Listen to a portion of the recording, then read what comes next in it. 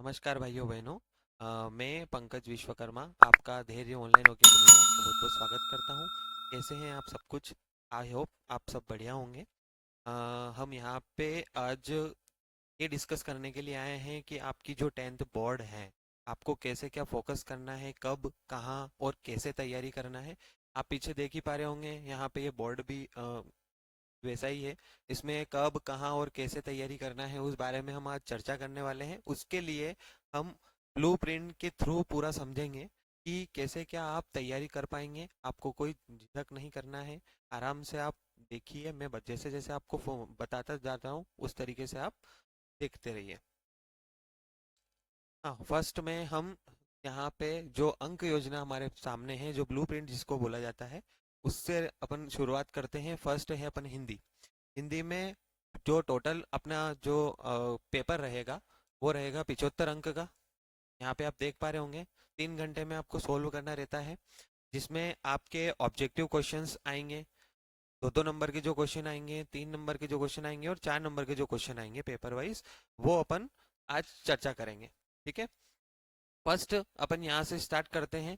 क्षितिज भाग जो आपकी बुक का जो नेम है वहां से अपन स्टार्ट करते हैं, जिसमें अपने पास जो हिंदी रहती है उसमें दो खंड रहते हैं, काव्य खंड और जो रहते हैं। उसमें फर्स्ट में है काव्य खंड। काव्य खंड में आपको ये ये टॉपिक आपको करना है, जिसमें आत्मकथा, उत्साह, अट नहीं रही है, ये चीजें आपको करना है। उसके बाद कवि परिचय आपको करना है।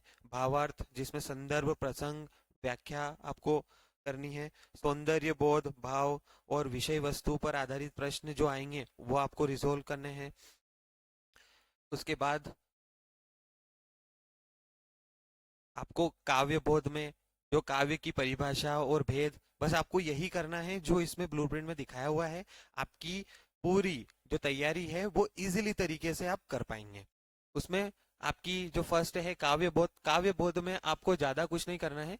आपको यहाँ पे काव्य की परिभाषा करना है और उसके भेद कितने टाइप के होते हैं ये आपको उसमें करना है।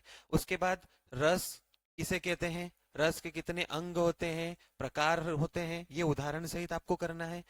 छंद कितने टाइप के होते हैं, उसके बाद दोहा और चौपाई उस 2 टाइप के होते हैं, तो वो आपको करना है। अलंकार 4 टाइप के होते हैं, मानवीकरण, पुनर्व्यक्तिकरण, अतिशयोक्ति, अंत्योक्ति, अलंकार, ये 4 आपको कंप्लीट करने हैं।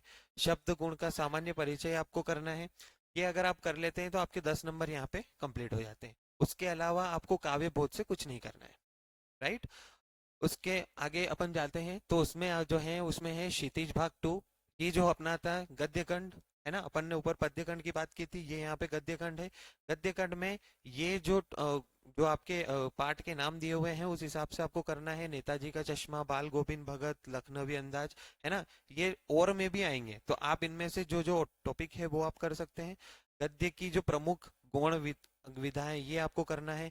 जितने भी लेखक परिचय हैं, है ना, जो आपके जो लेसन है, जो चैप्टर है, उस चैप्टर के जस्ट आगे वो लेखक के नाम दिए हुए रहते हैं गद्य खंड में, वो आपको कंठस्थ करना है। उसके बाद हर एक से एक व्याख्या आएगी, जिसमें संदर्भ, प्रसंग, व्याख्या ये आपको करनी रहेंगी, है ना।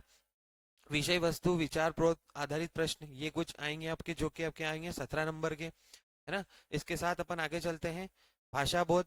भाषा बोध में आपको यहाँ पे संधि और समास, है ना, ये करने हैं। उसमें आपको भेद और उदाहरण, ये 2 चीजें आपको करनी है कि संधि और समास के भेद कितने होते हैं, उदाहरण क्या होते हैं, उसके वाक्य क्रिया के भक्त ये करने हैं।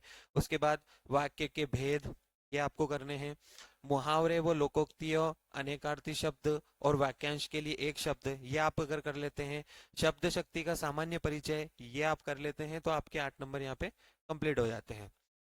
उसके बाद आपको एक और बुक मिलती है जिसका नाम कृतिका भाग 2 होती है ना। उसमें आपके ये जो 3 दिए हुए हैं, माता का आंचल, साना साना हाथ जोड़ी और मैं क्यों लिखता हूँ, है ना, ये अगर आप कंप्लीट कर लेते हैं तो उसमें आपका जो कृतिका भाग 2 है उसमें भी आपके क्वेश्चंस जो हैं, आंसर, आपके जो नंबर है वो 8 नंबर कंप्लीट हो जाते हैं।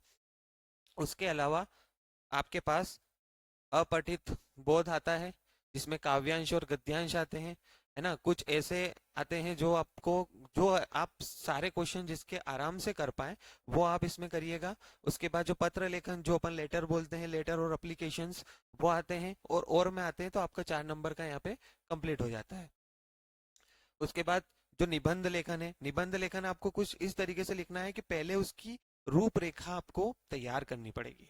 रूपरेखा मतलब जो पॉइंट वाइज आप लिखते हो सारी चीजें, वो आप सारे पॉइंट पहले लिख लें, रूपरेखा पूरी तैयार कर लें कि आप निबंध कैसे क्या लिख सकते हैं।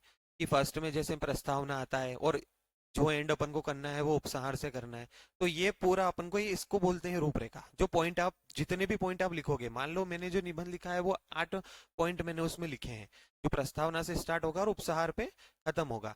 तो ये 8 जो मैंने लिखे हैं, ये 8 को मैं 1 बाय 1 लिखूंगा तो ये मेरी रूपरेखा हो गई। मैं रूपरेखा में निबंध को समझा रहा हूँ कि मुझे क्या क्या पॉइंट में इसमें विस्तार पूर्वक लिखूंगा, है ना। ये यहाँ पे खत्म हो जाता है। उसके बाद अपन ये देख लेते हैं कि जो आपका पेपर है वो कैसे डिस्ट्रीब्यूट किया गया है अलग अलग नंबर में। जैसे कि इसमें लिखा है, आप देख पा रहे होंगे, प्रश्न क्रमांक 1 में जितने भी हैं वो सही विकल्प आएंगे, छह छह आएंगे टोटल, है ना। उसके बाद प्रश्न क्रमांक 2 आएगा, वो भी रिक्त स्थान आएंगे 6 नंबर के, मतलब एक एक नंबर के 6। और प्रश्न क्रमांक 3, इसमें सत्य असत्य आएंगे, सही जोड़ी आएगी और एक वाक्य में उत्तर आएंगे। यहाँ तक आपके 5 जो क्वेश्चन आते हैं वो ऑब्जेक्टिव क्वेश्चन आते हैं, सब 1 1 नंबर के आते हैं। और हर एक जो पार्ट है वो 6 नंबर का आता है, मतलब 30 नंबर यहाँ पे आपके कंप्लीट हो जाते हैं। ठीक है। उसके बाद 6 से 17 जो 12 प्रश्न आएंगे वो 2 2 नंबर के आएंगे। 12 प्रश्न जो आएंगे वो 2 2 नंबर के आएंगे, मतलब 24 नंबर यहाँ पे आपके आएंगे। उसके बाद जो 3 अंक के प्रश्न रहते हैं, है ना, वो 3 आपके पास आएंगे, जिसमें 3 जो प्रश्न है वो 3 नंबर के आएंगे, तो आपके 9 नंबर यहाँ पे आएंगे। ठीक है। उसके बाद जो 21 से 23 प्रश्न है वो 3 प्रश्न ऐसे होंगे जो 4 4 अंक के आएंगे, है ना, वो 12 नंबर आपके यहाँ पे आ जाएंगे। ये आपका हिंदी का पूरा विश्लेषण है।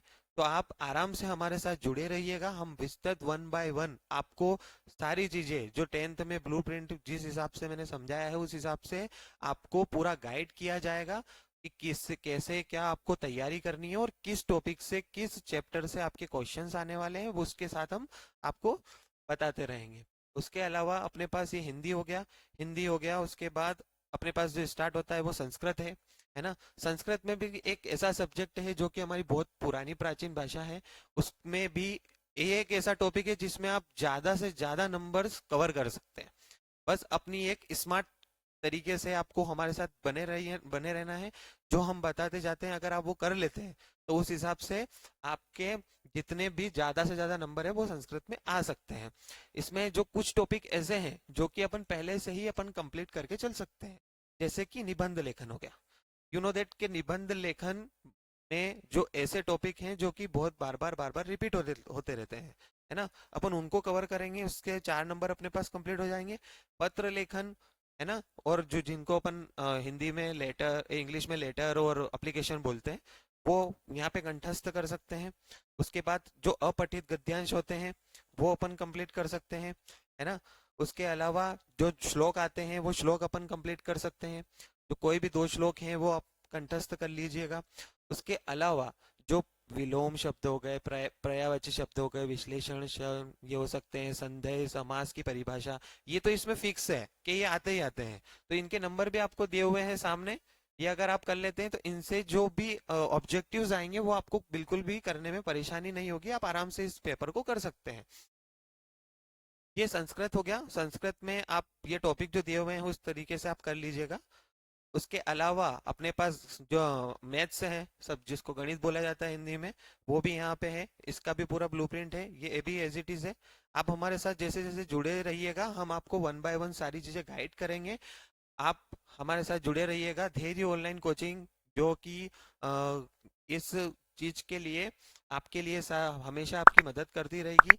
और आप इसकी ऐप डाउनलोड कर सकते हैं, डिस्क्रिप्शन बॉक्स में है, तो आप वहां से डाउनलोड कर लीजिएगा। धन्यवाद।